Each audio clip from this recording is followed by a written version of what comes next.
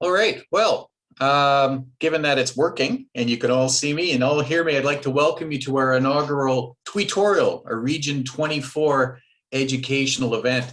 I'm Aaron Highwarn, your regional coordinator for Region 24, one of the 47 Ontario breeding bird province. Our region is divided into 86 squares covering about 7,500 square kilometers. And that's spread over 7 different counties here in Ontario, parts of Renfrew, Lanark, Frontenac, Leeds and Grenville, Stormont, Dundas and Glengarry, Prescott Russell, the home of the greatest geese in Ontario, and of course, all of Ottawa Carleton. So wherever you are joining us from this evening, welcome. This is the first of at least 4 Tweetorials that we will be offering to introduce participants to atlasing. In upcoming Tweetorials, we'll be looking at bird behavior and habitat, bird identification, and atlasing techniques. Now, these are local events in response to requests from folks for some educational material and tutoring. And I understand that as a part of the formal Atlas launch that's happening on the weekend of April 24th and 25th, some workshops are being planned, so please keep an eye on the Atlas webpage and, of course, our local Facebook group for more information. I'm going to serve as your host this evening. We'll be hearing from 3 experienced atlasers as they share their tales from the field, and it's our hope that they'll whet your appetite to get out there and contribute over the next 5 years to the grand adventure that is the Ontario Atlas. Our intent is to keep things light and informative this evening and leave plenty of time for your questions. I'll be helped this evening by Vincent Feisen and Alex Stone, who will keep an eye on the questions via video and on the chat. So, who do we have with us? Well, we'll be joined this evening by Christian Artuso. Now, Christian coordinated the Manitoba Atlas. He contributed more than 2,800 point counts and around 3,800 hours of atlasing, finding breeding evidence for 276 species in 1,100 squares. Much of this in remote regions, earning him the nickname Moose Legs. He's also contributed to other atlases in Saskatchewan and Ontario. He has trained many budding young ornithologists and is involved in many monitoring and conservation projects. He now works for the Canadian Wildlife Service in Gatineau, and he really loves traveling and has seen approximately 5,700 species and photographed about 4,000 of them. Our second guest this evening is Jeff Skevington. Jeff is a research scientist at the Canadian National Collection of Insects in Ottawa. He works on fly taxonomy and phylogenetics when he is not distracted by birds. He's a lifelong naturalist and has been birding since age 8. He's an eBird reviewer for 5 Ontario counties and is most passionate about his Algonquin and world lists. He has participated in all 3 Ontario breeding bird atlases and is very excited about this one. And tonight we're going to start though with Jennifer Spallin. This will be Jennifer's 3rd atlas, having participated in the Manitoba Breeding Bird Atlas and the Quebec Breeding Bird Atlas. She currently works for the House of Commons to fund her her birding dependency. Jennifer loves to do point counts, during which she uses her specialty in birdsong and acoustics. She has traveled across North America and the Caribbean in search of birds and has picked up interests in fishing, geology, moths, and crustaceans along the way. She lives in Gatineau with her parents and partner and enjoys the company of her many fish, 6 hermit crabs, several species of terrestrial isopods, and a very active parrot. She has a weakness for sparrows and never misses an opportunity to talk about her crabs. So with that introduction, I'm going to find Jennifer somewhere on my screen and unmute her. And I'll turn things over to her. Jennifer, I can't see. Oh, there you are. Excellent. Okay, Jen, go. Floor is yours. Okay. Hi, everyone. Thank you to Aaron and welcome. I'm here to talk about my personal experiences with atlasing. I'm going to start with 2010, which was my first year of atlasing. I decided to go to Manitoba. I heard that there was this project happening, and I had some free time, vacation time from work. And I thought, I've always wanted to see the prairies. I need some lifers, in the West. And before too long, and a few air miles points later, I wound up in Winnipeg. I met Christian, who you will hear from later. And that's when my adventures in Manitoba started with the Atlas. Christian taught me the ropes of atlasing, basically what it was all about, why we were there, the importance of it, and how to do point counts, which I turned out to be in love with for many reasons that I'll get into after. And I fell in love with just that, the whole concept of atlasing, really what it means, and the fact that obviously there's birds involved, and also by proxy, I fell in love with the province of Manitoba. So it would bring me back the next year in 2011. The first year was in the south, mostly Winnipeg and south of there, and a bit to the west. It was a flood year, lots of adventures. And then the next year I came back and we went north. And that had a completely different set of adventures. And I'm still really grateful for those memories and the birds that we got, and the data that we collected was amazing. I wish I could have stayed longer. And then there was a little lapse. Then I came back to where I live in Gatineau, Quebec. And the Quebec Atlas happened, and I was more than ready and willing to undertake that. So I had a few squares around where I lived, and I applied the same skills and knowledge that I learned there to the Atlas in Quebec. And it was great to be able to compare between the atlases, the birds I found, the behaviors, some same, some different, getting into the little more technical side of it. And now I find myself with the Ontario Atlas, which I'm really looking forward to. 20 years ago, I wasn't yet a birder, almost, but not quite. And so I'm jumping into my first Ontario Atlas as the third Atlas. And I believe it's the third Atlas, if I'm not mistaken. So that's going to be exciting in and of itself, because we have so much data to compare with now. So it gets more complicated, the plot thickens, but also our understanding is going to be so much more rich because of it. So I have, a lot of different stories and adventures to tell. I'll focus on a few, maybe just the aspect of discovering a place that you've never been to before. And I know a lot of people are from Ontario, and this is the Ontario Atlas. I might talk about going to Manitoba.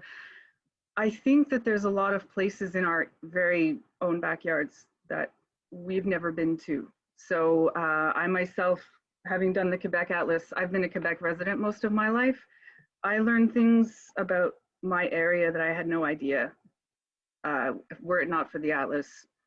I learned about different habitats, different birding places, ways to find things that I never would have had I not had the goal of collecting data. So it applies to not only, getting some skills, learning how to bushwhack, but also just looking at your own backyard in a different way, really. So this could be, I have a story of we were camping, and which some of you might do. I know I certainly plan to. It's part of, to me, the two go hand in hand in the summer, and there's an Atlas going on, you camp, right? Because you can get all of this data and you're just sitting there and you're enjoying yourself. And it was northern Manitoba. And, you know, we were doing basically just the Atlas, and there was a crew of us, and we had a good dinner, made some Labrador tea with some herbals collected, you know, on the trail. It was great. Everyone went to bed early start the next morning at around 4, and was suddenly awoken by the sounds of a whistle, which I thought was in my dream. I thought someone was whistling, and it turned out to be one of our campmates whistling because there was a bear. So I didn't really want to believe it at first and just pretended it didn't exist. And that didn't work out because they came for me and said, throw your tent in the back of the pickup truck. We have to go. And that was my first sort of intro to bears, being a city girl. And I've never seen Christian yell or throw rocks, but he was very effective. And we literally threw our stuff in the back and sped off. And then later, when we went to repatriate the rest of our things, discovered that someone had left pepperoni in their tent. Apparently they were really intimate with snack foods. And we learned that mini wheats are like crack cocaine to bears. And they are not averse to toothpaste and shaving kits. So that was, you know, really terrifying at the time. The threat really wasn't that great. We were in the middle of nowhere. All the more reason to keep the wild wild. But it's just kind of things like that that happen to you. This wouldn't have happened to me if I wasn't atlasing. So it's these are kind of, you know, these anecdotes that you collect, these gems that you'll never forget. And what did we do during that time? We collected so much data in squares that people probably didn't even know birds were breeding in, or certain types of birds. And it brings me to, you know, doing point counts, which I want to focus on because it's a really big part of the Atlas. And I know some people might think that it's boring and, oh, this is something I have to do. And for those of you who aren't familiar with point counts, it's basically, they're usually predetermined spots, or you can just do your own, depending on where you are and your circumstances. But it's a 5-minute period in which you record every bird that you observe, either heard or seen, and the behavior. It can be a stressful thing. It can be overwhelming at first. I learned to embrace it, and I hope you will too. I think there's an art to it, and if you let yourself get used to it, I find it changes the way you look at things. For instance, there's a 5-minute period. You have to write down every single bird.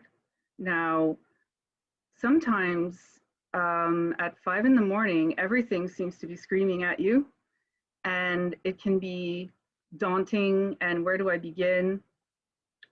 Sometimes there are a million things talking at once, and it allows you to use parts of your brain that you wouldn't normally use. So, you know, if you're listening for one warbler, you tend to be filtering out the crows. You shouldn't be doing that. You have to listen for everything. You have to make sure that those crows, or that really loud ruby crowned kinglet that might be in the next square, you know, you can't double count. So it really sort of opens your mind to things. The one thing I would recommend is don't feel the pressure. Just write down what you observe and do it with a friend or a partner, and then compare notes. And you will find that, oh, I missed that. I didn't even notice the blue jay, because these are things that we often just take for granted, but they're really important for an atlas. And so recording that presence is important. And then you also learn to appreciate what's around you. Wow, in that 5-minute period, I had 25 species. And then there's the flip side. Sometimes in that 5-minute period, you'll have nothing. And which brings me to the importance of the absence of data. Sometimes in a point count, if your point count reports 0 species or 1 species, you didn't have anything.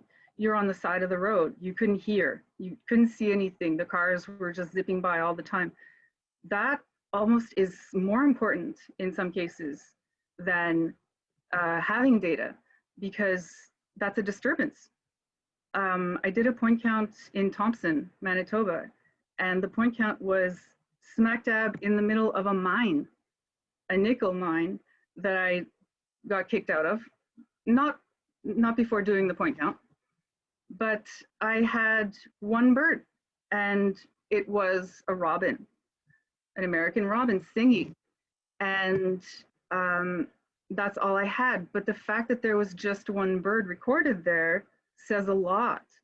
What activity is going on there now because of mining? Not a lot.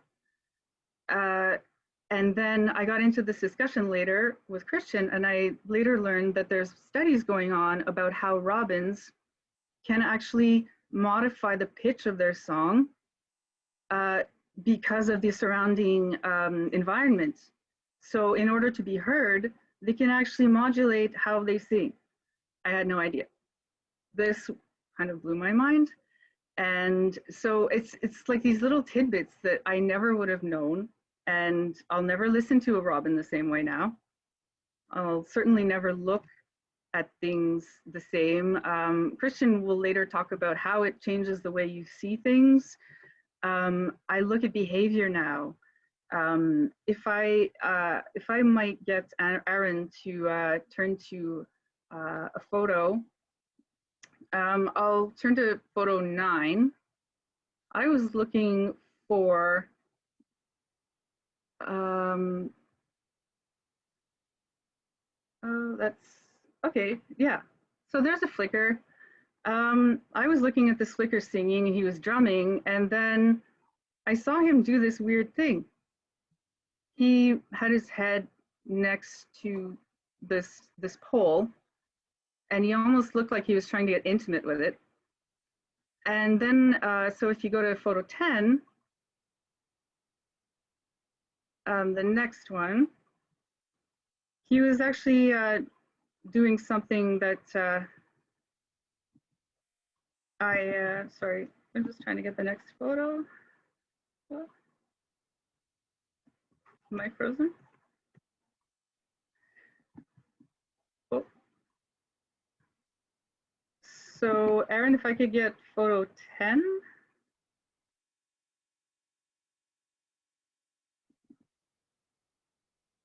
Sorry, guys.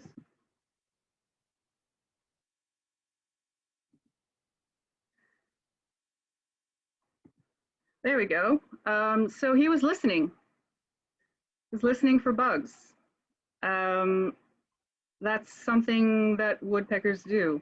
And had I not been sticking on that bird and looking for special behavior, I wouldn't have learned that. You see all kinds of weird things. I'll just show a few pictures and then I'll wrap up. If I could get you to do photo 13.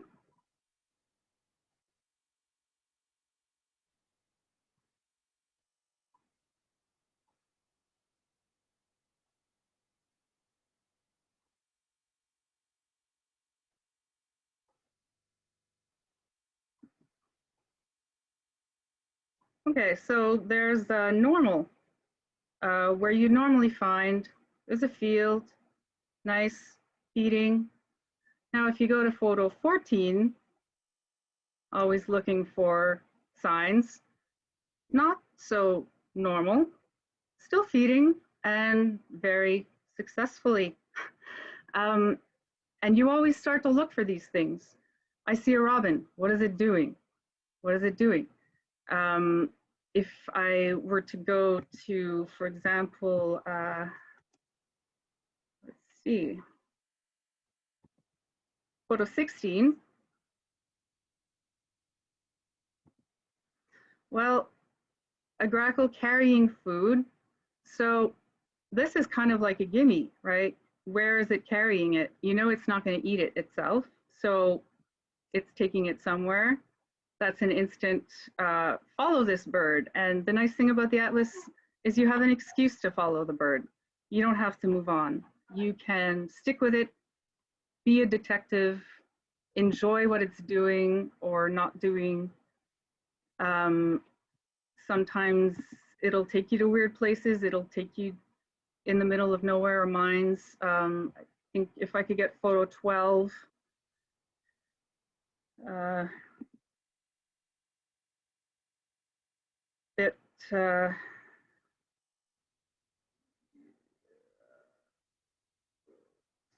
Photo 12.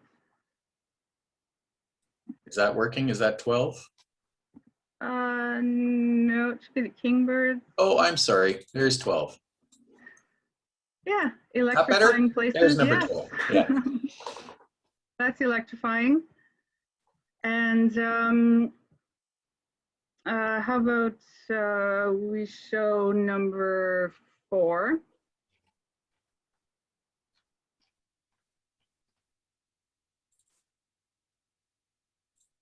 And so this was a good find. It's a redneck grebe, but we decided to stick around and watch it. And I'll just end on this. It allows you to take your time. So if we progress to the following photo, we were able to confirm something particular. And that was a really good find for the Atlas on that square. That was from Manitoba. But there's a lot of stories, and I hope you guys will find your own stories, generate your own stories. And the people that I've met, the things I've seen, I'm really grateful. And just knowing that you're contributing to such, you know, this is real science. The amount of data is something that can be marveled at, and the way that it's being presented to people provides a basis going forward for governing bodies to say, let's not build here. We have this is the backbone. And like I said before, even if you don't have data on a certain spot, but you put in the time, that can be as important as, you know, reporting a big bird somewhere. So I encourage everyone to go out there and just have fun and do it for the birds. Thank you. Jennifer, thank you so much. Excellent pictures. Sorry about the technical finger pokery on my part there, but I'm going to hand it over now to Christian.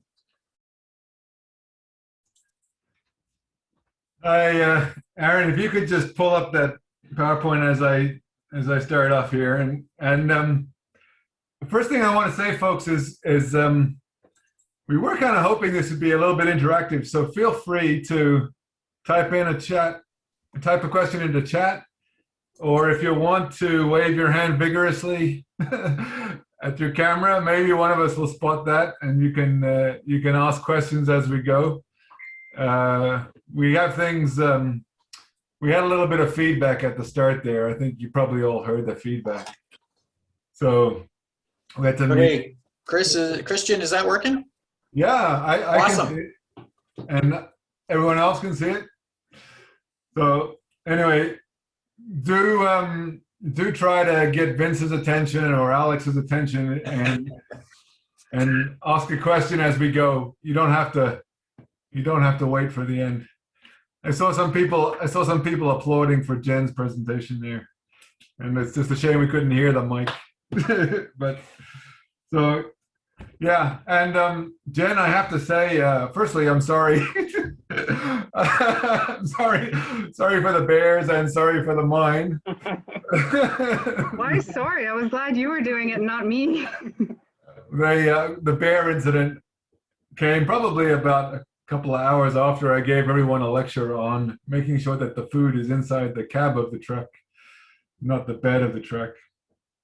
And yeah, sometimes you do end up going down roads that you don't quite know what they are, but it is, as you said, extremely useful data. And I love the point about negative data. Negative data is so valuable. Sometimes people say, I don't want to survey in a wheat field, but actually it's extremely important for us to be able to know the birds in a wheat field just as they are in the neighboring good habitats.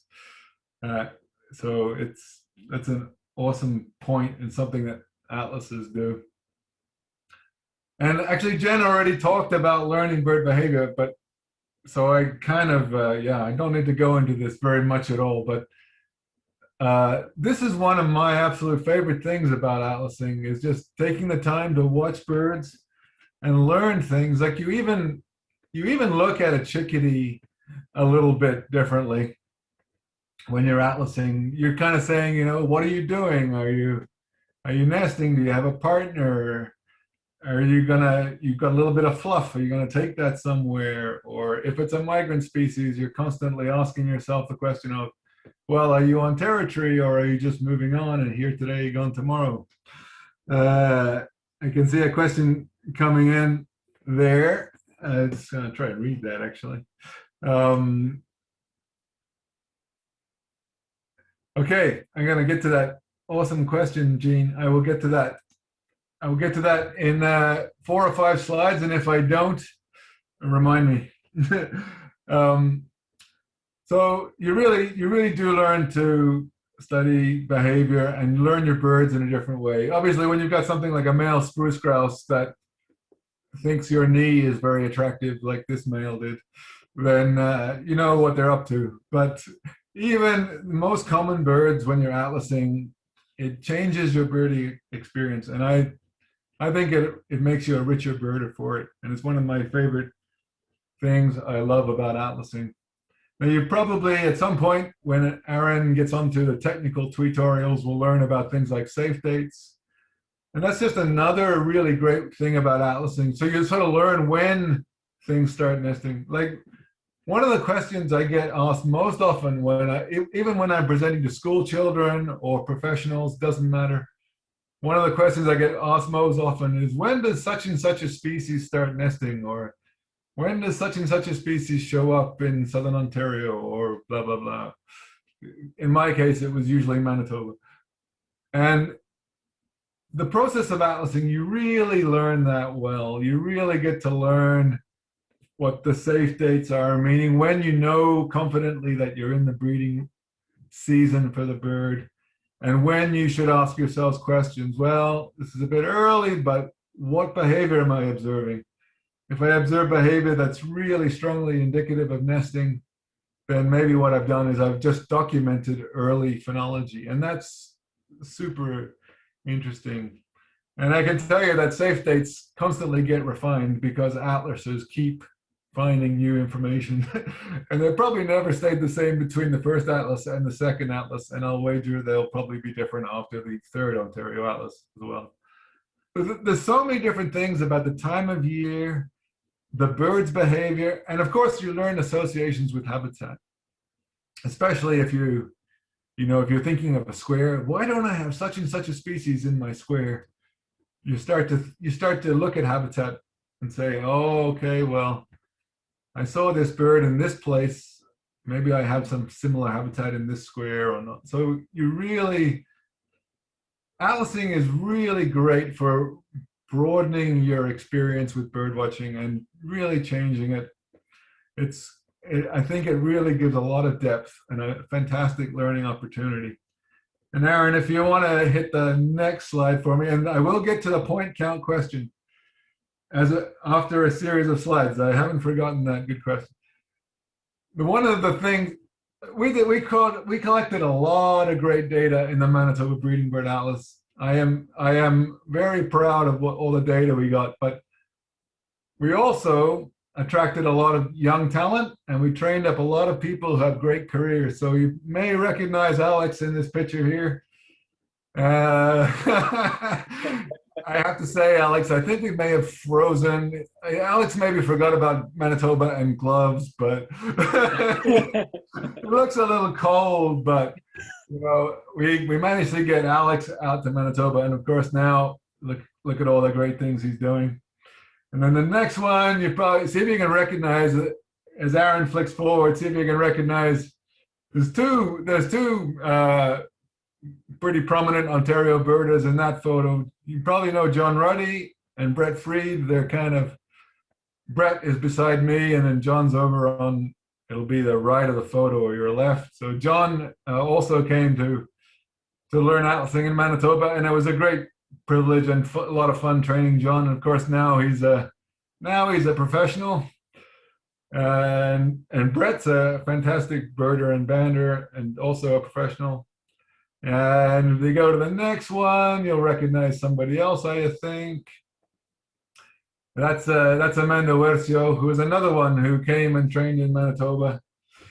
And that's, I think, if memory serves me correctly, we had a Connecticut warbler in that spot, which is why I superimposed one in the top right corner of the screen. Yeah, so there's Alex in the comments, just emphasizing he had a great experience in Manitoba. And one more just to prove that she came to Manitoba. The next one is Jen. And the next one is Jen. I don't know if you can quite see the smile on her face when you, if you can advance that slide, Aaron, when you get to Jen's photo. But she had just seen her, oh, you went too. She had just seen her lifer LeConte, so basically singing beside a Nelson Sparrow. That's near Riding Mountain National Park in Manitoba. So Jen also came 2 years in a row, as she said, to Manitoba, and I hope she'll agree she learned a lot through the atlasing process. Well, she just admitted that. So anyway, Changed forever. the point of all of this, and this is where it gets to that.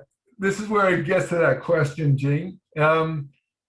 Is that atlasing, especially I think because it's a 5-year project, and especially because of just the way you can focus in, if you choose, you can focus on a region and a square, or if you want, you can focus on a skill like birding by ear.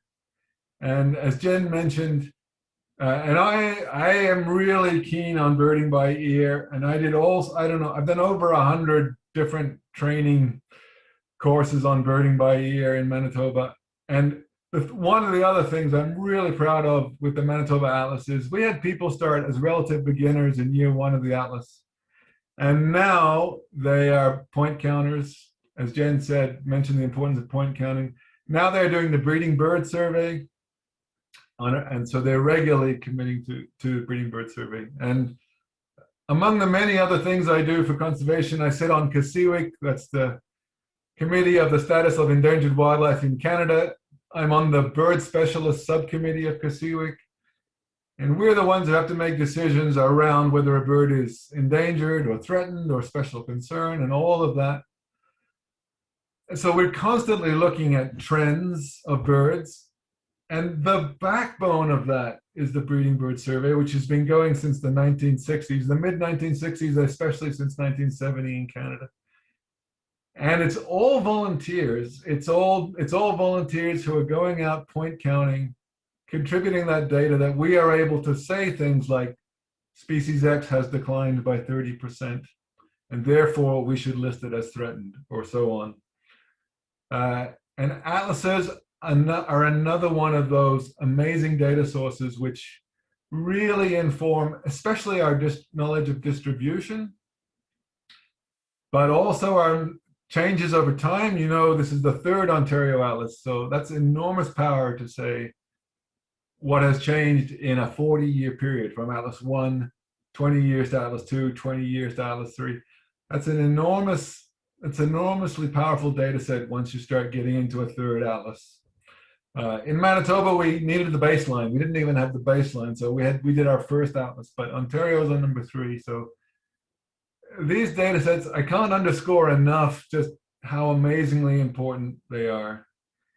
And what certainly in Manitoba, Gene, we did a lot of training around birding by ear, and we also did little coaching networks. We would pair people up. We would get them, and like if someone wanted to come with me and learn birding by ear, I live in Ottawa now. I'd be delighted to do that. I actually, you know, the BBS, I've got several young Manitobans now who are 19 and 20 and 21 who have just started the BBS. Some of them started atlasing me. One of them actually started atlasing when he was 11 years old, and he's now signed up for his first year of BBS. So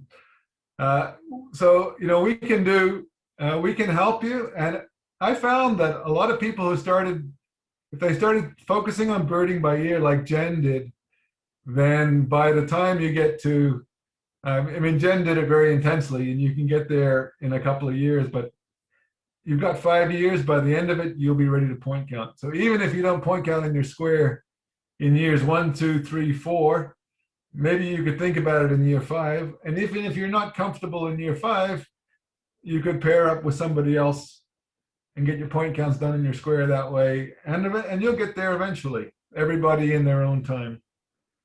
If I can just add to that, I think that's perfect advice. And just don't feel so pressured to do it. Just get out there.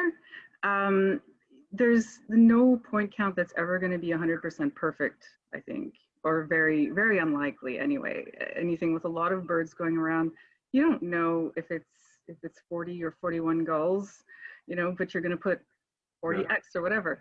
So just try and practice and do it with people, as Christian said, partner up, and you'll get the feel of it.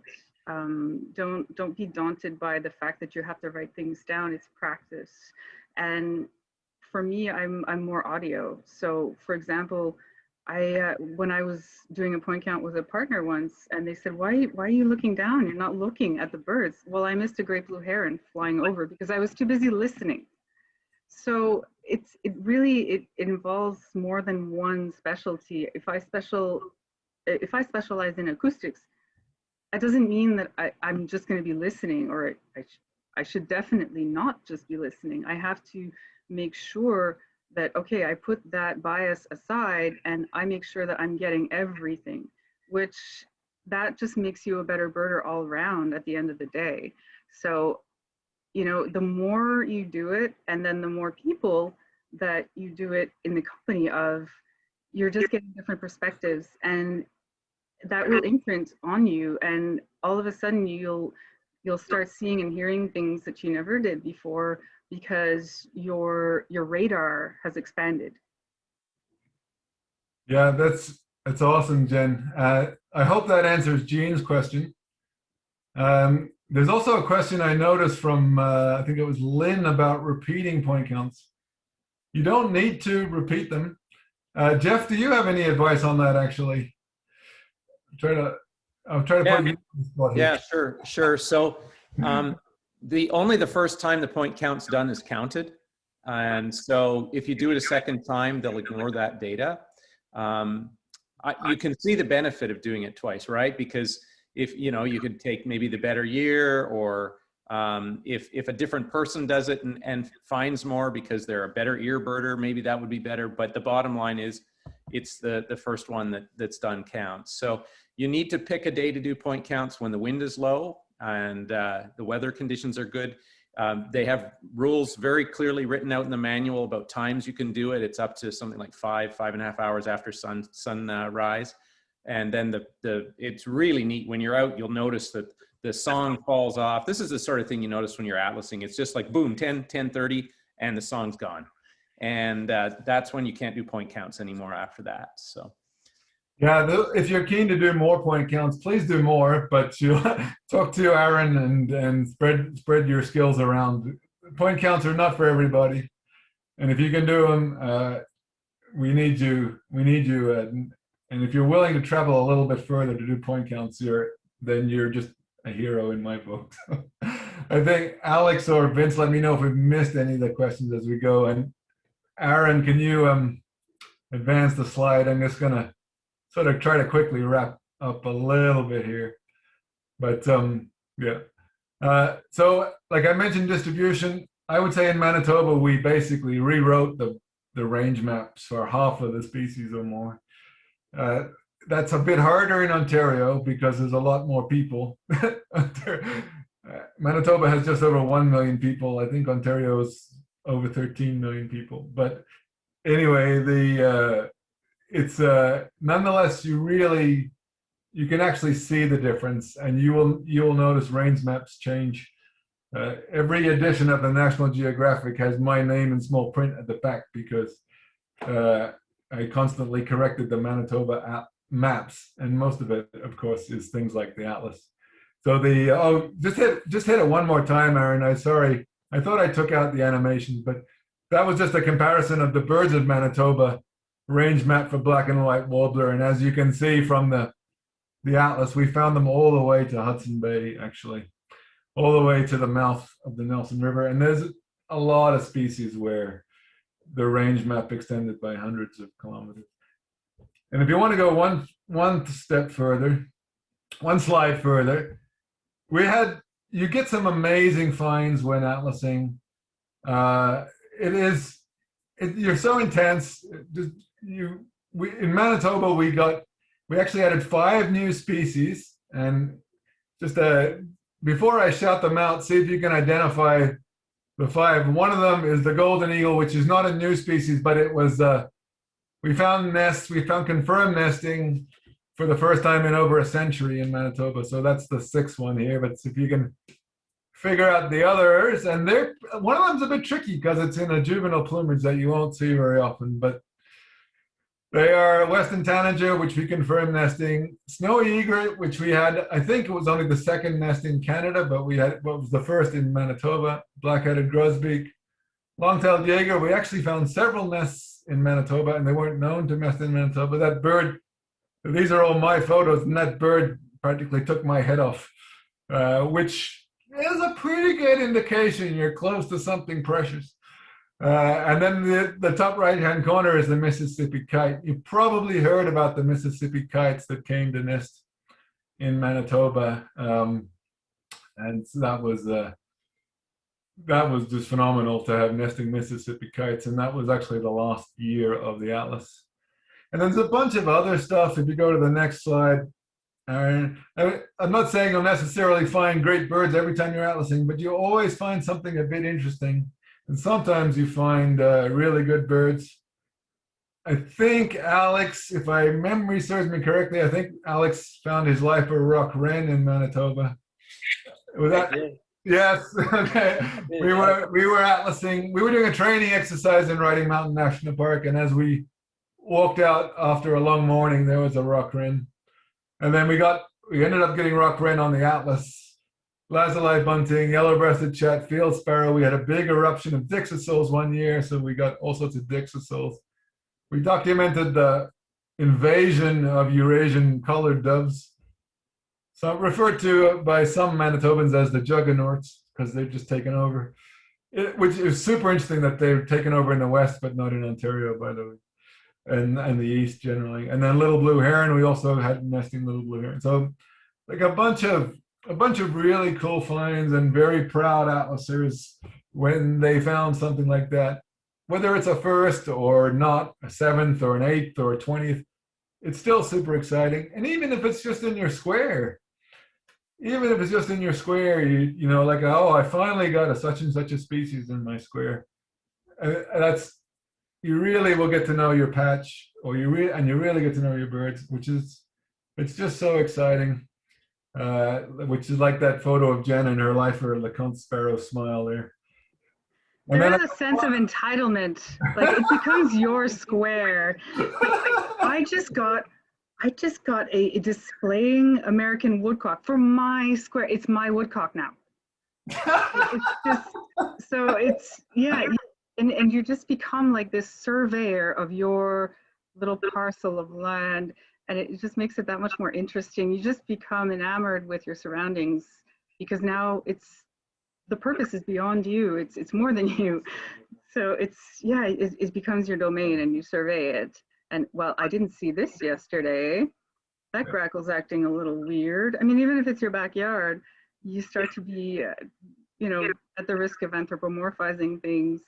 You become sort of a surveyor of everything that goes on in terms of birds, and you document it. So yeah, it's yours now. Yeah, that's awesome. And I'm gonna give it to Jeff because I probably stole a bunch of his time here, and I'm sorry about that, Jeff. But if you go one last slide, sometimes the highlights are not birds, so I have to show my absolute highlight from Manitoba Atlasing. Oh, shit. And it's because this is the one and only time in my life that I have seen a wolverine, and this was on my very last day of 5 years of point counting. After my very last point count, 2,807 point counts. I had never seen one before, and then I saw this thing on the horizon. That's photoshopped. It just kept coming and coming and coming, and it blew right by me like I was some piece of garbage. So yeah, so sometimes the things you see while atlasing are not just the birds, it's the whole experience. Sometimes it's an amazing mammal or something else. And that was, for me, of all of the, we actually won several awards for the Atlas and things like that, but the wolverine was the #1 experience. Pretty hard to tell. But anyway, the point of all of that is to say that whatever you do, you're getting out there, you're contributing great data, and you're having a lot of fun doing it. And you will be rewarded in some way or other with great sightings. And that's it. That's it from me. And over to Jeff, and we'll try to keep monitoring the chat. Hey. And if we don't get your question, make sure that we do. All right. Thank you very much, Christian. That was fantastic. That's my dream mammal too, Bernie. Crazy. Got out of the helicopter in the Yukon to do a survey for pika. I went this way. Other guy went that way. And of course he saw wolverine. Oh man. Anyways, yeah, so I'll see what I can add to this, but I just want to reiterate a couple things. There were some really fun things that resonated for me from what both Jen and Christian said. Like Jen talking about point counts. I have to make a physical effort halfway through the point count when I do one, red-eyed vireo.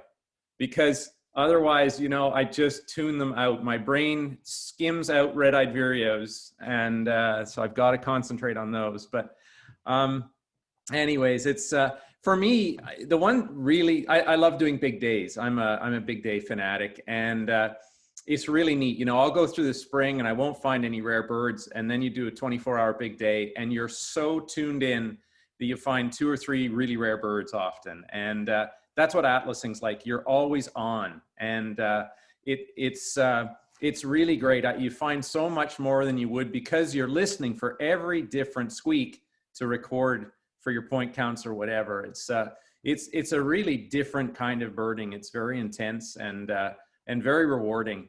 I thought I'd go through sort of my history of atlasing just to share, because there's probably a few young people listening and whatnot. And my first atlas I started before I had a driver's license. I was 14 or 15, and so I started cycling to the squares to do my work, and I was really learning bird songs rapidly. The atlas was a phenomenal thing to push me to learn my bird songs more than I had been, because suddenly it wasn't, oh, I don't have time to figure out what that is. It's like, I've got to figure out what that is, because that's in my square and I need to know. And so it was really good. And Christian was talking about mentoring and this leading to jobs and things. For me, Paul Eagles was my RC, and lo and behold, who was talking to Ron Tozer and told him to hire this young Skevington guy as a naturalist for Algonquin. And that really, really kicked my career off, doing 6 summers in Algonquin as a park naturalist, and just solidified the desire of what I wanted to do with my life and whatnot. So that first atlas was pivotal. And once I had my license, I was hooning around all of Southern Ontario doing atlasing and whatnot. It was a lot of fun. The second Atlas, I'd moved to Ottawa in 2000 when the Atlas was starting here, 2001. And nobody knew me. And so they basically said, well, you can pick one of these two squares. And they were absolutely out in the boonies as far as you could get from Ottawa. And so I said, well, I don't know either of these places. So Angela and I went out and drove around those squares. If you want to bring the slides on, Aaron, I'll talk to the slides a little bit now.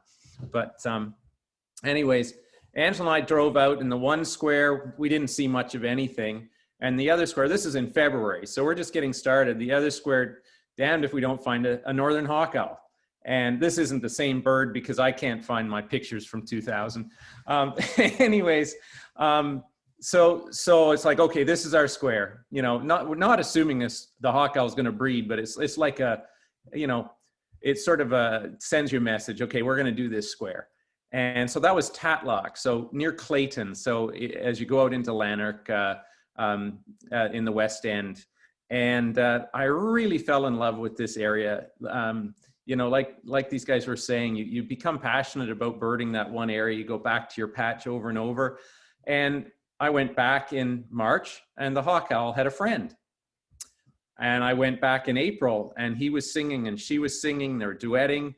And darned if they didn't nest, and it was the only breeding pair of hawk owls in all of Southern Ontario. So, you know, you're not always going to get a mega bird in your Atlas square, but that was it. And when I did the Quebec Atlas, I found their only breeding pair of loggerhead shrikes for the Atlas. And I really attribute this to the degree of focus that you have when you're doing an Atlas. So pretty exciting stuff. You can go next one, please, Aaron. So the other thing about atlasing that I find is really fun is it's a game of finding particular species. So you go out and you gather up all the expectable species, and you get those 100 or so knocked off. And then you sit down and you sort of look at your targets. Well, what might breed here? Well, maybe least bittern. And so then you drag your canoe out or borrow a friend's canoe and you start looking for least bitterns. And you talk to Vince and Alex who've done surveys for them all around Ottawa, and they tell you, well, you need cattails with corridors through them, so channels. And so you go look for those places, and lo and behold, this is in Constance Creek, right near me in my home square here. I'm sure I'll find least bitterns here again. I found them in the first Atlas. And lo and behold, this is alder flycatcher country where these things are breeding. And there's one pair of willow flycatchers, and they've used the same territory there every year since 2001, since I first found them. They were there last year, still probably progeny of the first birds or the second birds or the third birds, but kind of neat what you can find. So next slide, please. And this goes for lots of things. So clay-colored sparrow is abundant in Manitoba, Western Ontario, but around Ottawa, you've got to think like a clay-colored sparrow to figure out where they might be. You know, looking at little patches of alvar and open areas with shrubs where they might be. There's a little place along Dunrobin Road on my way to Constance Bay where I live that I thought, you know, looks like clay-colored sparrow. And this wasn't during the Atlas. And lo and behold, found a dozen pairs breeding there. So hopefully they're still around during the Atlas this year. That would be fun. Next slide. So this is where it takes it to a whole new level. So I think I'm pretty decent at thinking like a bird and trying to find patches for things like clay-colored sparrows and least bitterns. But Vince Fison takes it to another level. He can visualize these birds' habitat on a map, unlike anyone I've met. And so last, a couple of years ago, he started thinking about where he might find yellow rails in the Ottawa area, and lo and behold, found a good colony of them near Richmond.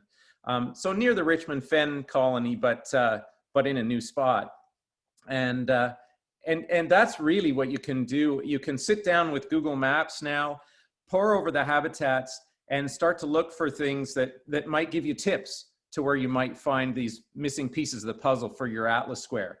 Or maybe you're doing a trip to another part of Ontario where you're going to Atlas, and you can sit down and look over some aerial photos or Google Earth or Google Maps and try to figure out where you might find some special things, like an opening in the forest is an old airfield or something like that that might be attractive for different things. Next slide. And in fact, that's Oh yeah, that's the crew that Vince led in to look for yellow rails last year. It was just an epic experience. That was his photo, by the way, of yellow rail. Incredible experience to see these birds up close and personal. The Manitobans are spoiled with yellow rails and yellow rail experiences. Not so much in Ontario. Next. So my favorite place to bird, even though I've traveled over 50 countries and seen almost as many birds as Christian has, I still go back to Algonquin. It's, I guess, those early days set it in stone as my place to bird. And I'm really looking forward to atlasing there as well. And even though I don't have any assigned squares, you don't have to be the primary atlaser to atlas, right? You've got this app and you can do it anywhere. And so I'll be atlasing there. I've told Tozer, just give me a square, whatever no one else is covering, and I'll do it. And in the meantime, I'll just atlas my face off and see what I can see. So this is one I'm really hoping comes back. Last summer, I found a pair of Bonaparte gulls breeding on Lake Opiongo in the park. And it's like hundreds of kilometers south of their known breeding range. It's an incredible extension, and we really want that dot for the atlas. So let's hope they come back. Their nest was depredated last year, and so unsure whether they'll come back or not. Next slide. And this is just a little bit more about Algonquin. This is looking for interesting places. There's a big wetland on Hailstorm Creek on Opiongo, and I've been long looking for yellow rails to breed there. But there are sandhill cranes breeding there, and that was not something in the last atlas, so that'll be new. And I just find that's really an exciting part of atlasing, is getting off the trail to different places you wouldn't go otherwise, bushwhacking through wetlands and things, and you might stumble across this. Next slide. As you're looking through a wetland, I stumbled across this sandhill crane chick last year while I was up there looking, but I'll be even looking more intensely this year. My Tatlock square here, which I'm doing for the second time, I had some really neat experiences. It's an extremely forested square with only about 3 or 4 roads. And so getting in and atlasing other parts of it was a challenge. And that's where it's fun to get out the topo maps or aerial photos and see if you can find public access points to get into different parts. And I remember one morning, Angela and I went out, we left at 2 in the morning, and we got on our bicycles and we rode in this old cart track to get deep into the square as far as we could get in. And had a wonderful morning looking for olive-sided flycatcher, which we never found. It was a big boggy area. And so it was pretty exciting, but holy smokes, I wore fingerless gloves on my bike. Don't do that in deer fly season. Every single one, they'd land on the black of the gloves and you wouldn't see them and they'd bite. I couldn't even remove the gloves when I got back. My hands were so swollen. But biting flies are probably the biggest nemesis that everyone else is painting this perfect picture of atlasing, but holy man, the biting flies can be something. So be prepared for that. Next slide. And anyways, I really am looking forward to birding and atlasing in Northern Ontario more this trip. So I know we're all about Ottawa and whatnot, but if you get a chance, try to do some more remote work. It's always a struggle to cover northern areas, whether it be Manitoba or Ontario, getting people up there. So last year, Vince and I were up in Rainy River birding, and we're going to go back and do some more this year. We're going to go up there birding and then atlas our way back home. And in future years, hopefully, once COVID's gone and we can get up there, I'd love to go into the far north, the remote north. And one of my great memories from the last atlas, Angela and I got flown up in a float plane from Hearst, dumped off at Pledger Lake, which is a big lake that is on the Albany River system that dumps into James Bay. And wow, things have really changed. We strapped our canoe onto the airplane, flew up, dropped us off. We had no way to contact people for 10 days. We didn't take anything. We didn't make any plans for safety, security, or anything. And we're up there and we're kind of like, if something happens to me, do you think you can paddle out to James Bay and try to find somebody? So anyways, now we've got so many ways in the ensuing 20 years to communicate in terms of safety devices and things like that. So it's not necessary to take those risks anymore. Next slide. So if you do get to Northern Ontario, one of the cool things is just seeing how quickly things change as you go west from Thunder Bay or even east of Thunder Bay a bit. The hay fields there, just wet pastures or wet hay fields that look like alfalfa fields down here are full of things like LeConte sparrows. And it's a great treat. And they're really, really common. So a bird that rarely turns up, like in Ottawa, I think I've seen 2 in 20 years. And, you know, it's a rare bird down here. Very, very common. So they must go through here, but, or certainly through southwestern Ontario, much more than they're detected. So lots of fun. Next slide. And last year, we managed to find dick thistles in Rainy River. It was one of those explosion years that Christian talked about. And who knows whether that will happen again this year, but that's the great fun about doing these sort of frontier areas. There don't seem to be very many birders in that part of northwestern Ontario. And, you know, maybe this will be the Baird sparrow year, who knows? So lots of fun. Anyways, I just wanted to sort of give a few ideas like that. You know, some of the behavioral things that Jen talked about, Christian talked about. I was watching yellow-bellied flycatchers like this one when I was up near Pledger Lake with Angela. We were watching a Connecticut warbler singing. And while we were watching that, a yellow-bellied flycatcher started acting weirdly and disappeared. And we went and looked and we found its nest in the sphagnum.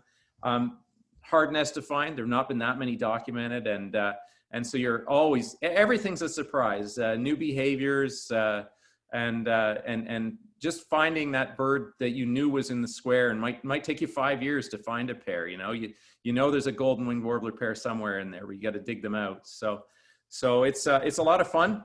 We're all here to help. If anyone's getting started, like Christian said, reach out. We're happy to take people out. Maybe it's a little tricky in COVID times, but we'll do our best.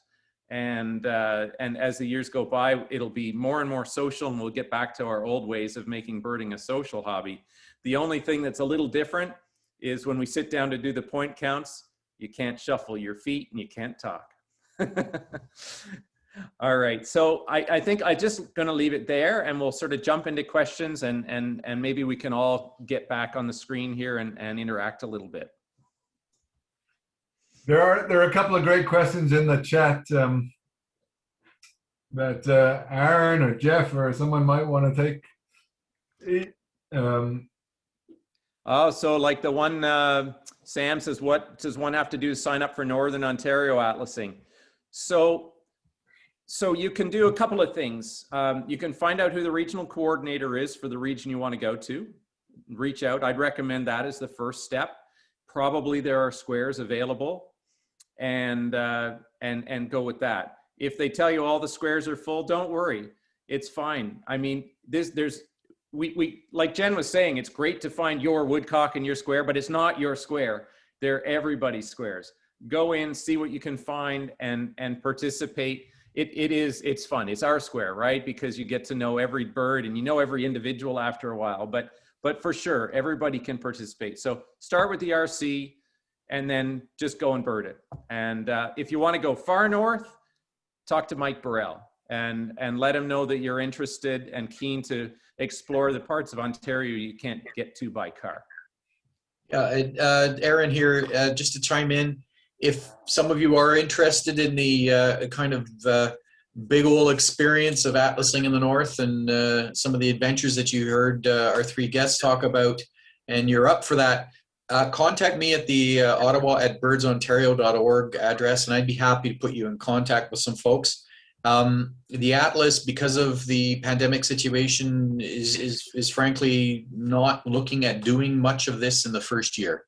So once things get sorted out and stabilized, of course there'll be opportunities. I saw another question about how can I find out about the birds that have been seen in my square previously. If you go to Atlas Square Resources, there's a checklist on when you zoom into any particular square in Ontario, doesn't matter where. If you zoom into that particular square and look on the right-hand side of that document, you will see a whole bunch of resources, some map resources, PDF files, HTML files, and so on and so forth, so you can download your maps to, say, your mobile device. But the last document, and I see someone is holding one up now, our friends tuning in from Sudbury, they printed off, I guess, their square. That document shows you what was seen in the previous atlas in terms of the highest breeding evidence, and it will also tell you what observers have been seeing in a particular square.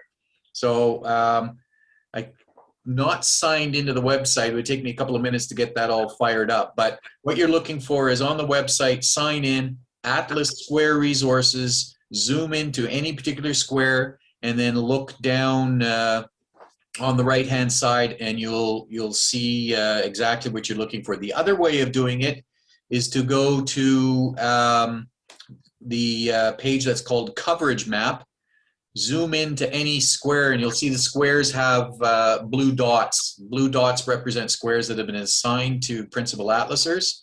But all the squares, if you touch on the square, a dialog box will come up and you'll see a URL with the square's name and number, 18 TDR 52. If you click on that, you'll get the same document. You'll get that spreadsheet that our friends from Sudbury put up, and it'll show you what was the highest breeding evidence in the previous atlas and what the highest breeding evidence thus far in the atlas has been reported. So there was a question here that Elena asked about, she says she sees a number of previous points in her square. Is it recommended to visit and survey all of them during the survey? So read your manual. So this is not like a manual for your new VCR that you throw away and then, you know, figure out if you can do it on your own. This is a manual you really should read. And it tells you how many points. Is it 20, Aaron, that you're supposed to cover? Yeah. So it's 20 fixed and 5 off-road. 20 fixed and 5 off-road. So the way that they do it is you have to do this number. They give you 40 to choose from, and some of those maybe they're on private property. Like I found one, I was doing some owl counts the other night, and there's now a cottage right on top of the point count, so I couldn't do it there. Or maybe it's you just can't get to it for whatever reason. Maybe it's too noisy. So you pick and choose, and you cover 20. And if you don't cover 20, I don't think they use the data for their analysis of patterns. So it's really important to do the full number. But at least there's flexibility there. You don't have to do them all. And you may wonder why they've chosen the points the way they did. So what they do is they actually are choosing the points randomly, but on locations where you can access. So for example, Christian and I want to go to Algonquin to do some owl surveys this weekend, and all the points are along the Barron Canyon Road because there's no other access. And so they're realistic about it. So they could put them randomly all over the whole square, but then they're not going to get covered, right? So that's why they're set up the way they are. Yeah, and that's done by a GIS algorithm that basically tries to get the habitat in proportion to its availability in the square. It's a bit of a complicated process if you're wondering why the numbers are in a funky order and you don't go 1, 2, 3, 4. But there's a lot of method behind those simple point count locations. And when you download your square map that you're interested in visiting, or the one that you're the primary atlaser for, or whatever, and you look at it and it's a nice topo map with all your points on it, and then you see the points are UTMs. Don't freak. I learned that when I was in high school a long time ago, and I don't think I could even use it anymore. But you can download. So one of the things you can do is, in addition to downloading that nice PDF map of your square, you can download the point counts in various formats, and you can upload those to your GPS device. You can upload them to your phone. And we found that there's a program called Maps.me, which is free, and it's very friendly. You can upload the KMZ file from the Atlas website. You just drag it and drop it into Maps.me basically, and it puts all your points with numbers right there. There are others. Osmond is something Vince is using, and the the advantage of the Osmond, also free, I think, at least some maps are free, is it puts the square boundary on as well, whereas Maps.me doesn't.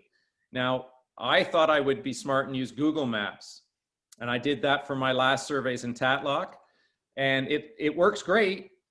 And then you go offline and you move the map and everything's lost because you don't have any service. So Google Maps and I weren't very happy with each other because I had to keep driving back to a service area to refresh the darn thing. So use Maps.me, it works great offline and you don't have to rely on UTMs, and you can even say go to particular spots and whatnot using the directions feature. So a little bit more on that. Obviously, the KML and KMZ files are downloadable right from the website. Same spot where you have the square sheet summaries. You just zoom into a square, look on the right-hand side, and you can download those files. You can also download the PDF file onto a program called Avenza.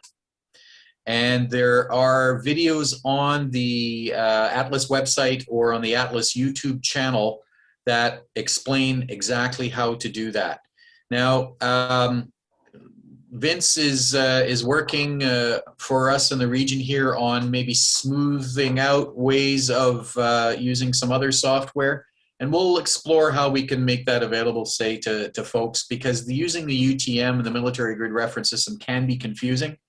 So watch this space, more to follow on that. There's still a couple of bugs that want to be worked out on it, but we are looking at a regional solution to making it easy for you to take those point count stations, as they're called, and moving them over to your phone. The nice thing about Maps.me and Osmand is you can use them offline. You store the maps on your phone and you're just running the power off your phone to hit the GPS that all phones have. You're not running on data, so that's a handy little thing. Another thing about Osmond too is that if I wouldn't shy away from getting the pro version, I think it costs a whole $7 or something like that. So like, and you can download 100 maps, and we're talking about all over the world. I used it in Panama. It was flawless, really. It's a great tool. I was playing with it today and it sucks the life out of your battery, but it's a great tool. There's a really, really good question here from Mark. The question is about private property and contacting landowners. That's a great question. Is the Atlas going to provide sample letters we can send?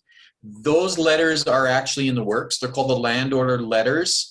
I know that as you start to get out and explore, maybe you're not a principal atlaser, you're a general atlaser, but you know of this little hot spot. You might know the person who has that cottage across the street, or if you're a principal atlaser and you see this wonderful tract. That landowner letter is exactly the type of thing that you can have to hand, maybe knock on the door, put in the mailbox.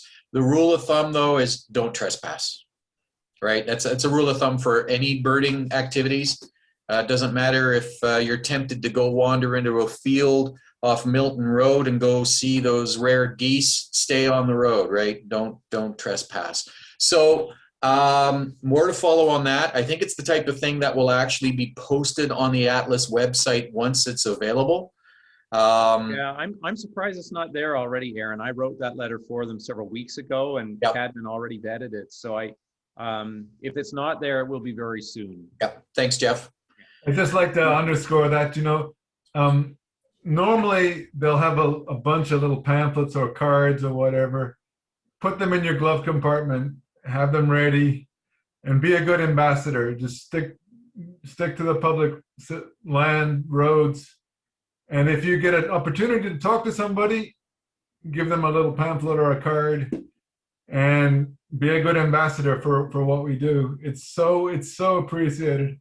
I know in COVID it's going to be weird and hard, and you might not want to talk to anybody this year, but assuming there's a normal somewhere around the corner, you actually will get a lot of interest. Sometimes you get roped into long discussions and you're like, come on, I gotta get, but they're so worth it for everything that we do and for conservation in general. Having an engaged public, tell them about the Atlas.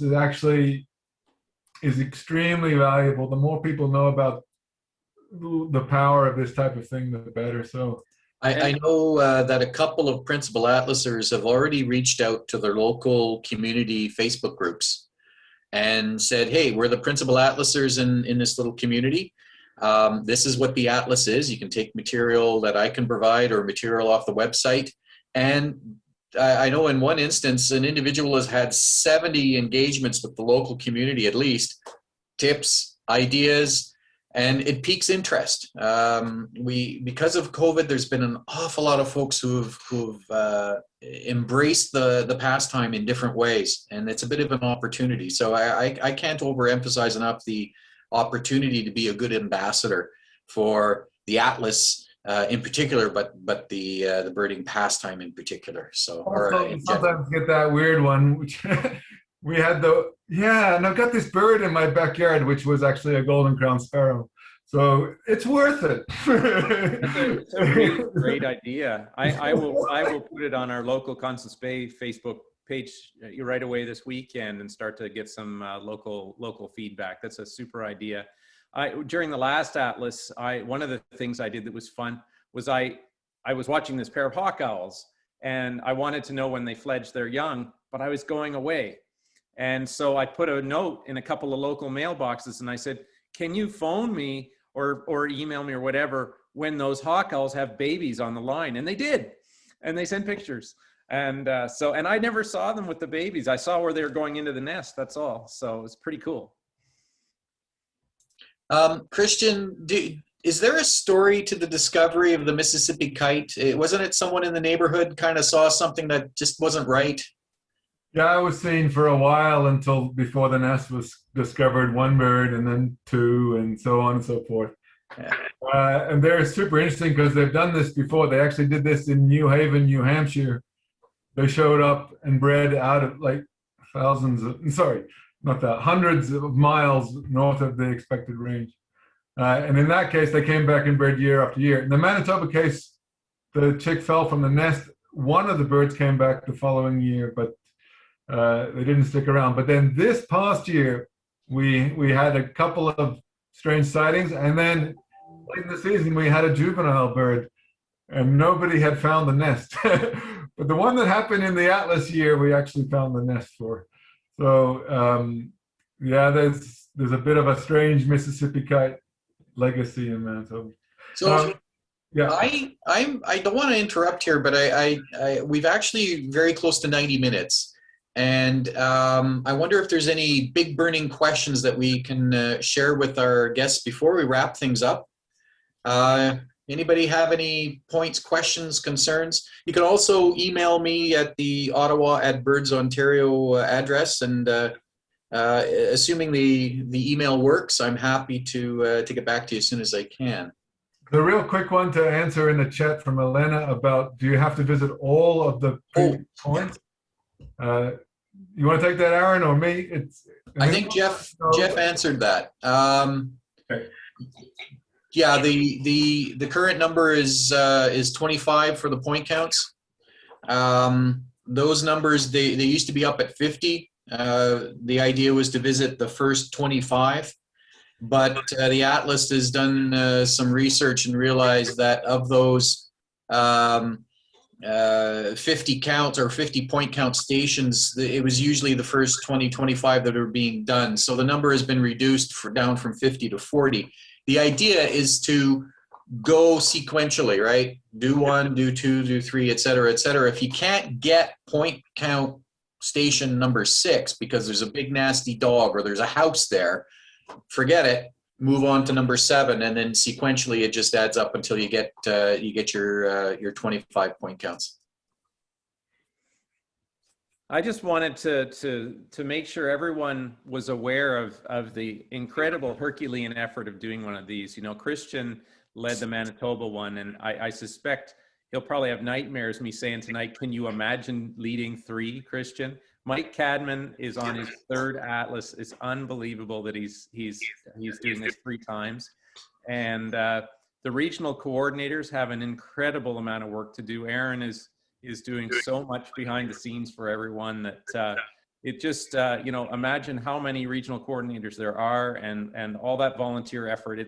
It's a Herculean volunteer project by and large. There's a few core staff behind it, but it's amazing.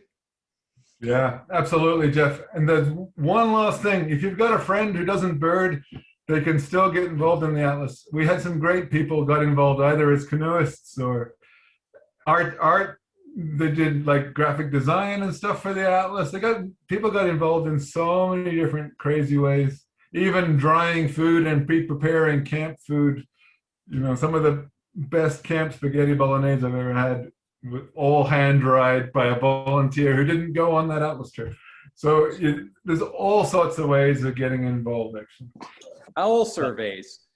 You know, all these high school kids that need to get their volunteer hours, you don't have to be a birder to do an owl survey, right? You need to know woodcock, ruffed grouse, screech owl, great horned owl, barred owl, and that's it. And you know, these teenagers are nocturnal anyways. So get some teenagers that are trying to do volunteer stuff to go out and do some owl surveys. If there's any school teachers in the group, actually, with outdoor ed clubs and things like that, we did a bunch of that stuff. It's great fun. The kids actually enjoy entering the data and seeing their data pop up in a square and stuff. And it's great fun. And it's humbling how good young kids' ears are. Very.